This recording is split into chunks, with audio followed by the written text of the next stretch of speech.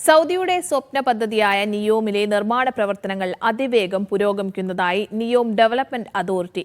The line ഉൾപ്പെടെയുള്ള വമ്പൻ പദ്ധതികൾ സമയബന്ധിതമായി പൂർത്തിയാക്കും. പദ്ധതികൾക്കായി ഇതിനകം 1400 കോടി റിയാൽ ചെലവഴിച്ചതായി അതോറിറ്റി വെളിപ്പെടുത്തി.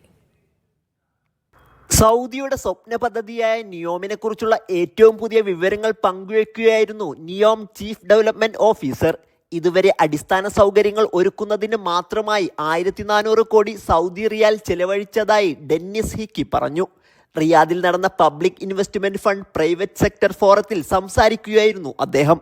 ഇൻഫ്രാസ്ട്രക്ചർ, യൂട്ടിലിറ്റി തുടങ്ങിയ മറ്റു മേഖലകളിലെ നിർമ്മാണ പ്രവർത്തനങ്ങൾ പുരോഗമിക്കുന്നുണ്ട്. 2,65,000 ചതുരശ്ര കിലോമീറ്റർ വിസ്തൃതിയിലുള്ള വലിയ ഭൂപ്രദേശമാണ് നിയോം മേഖല.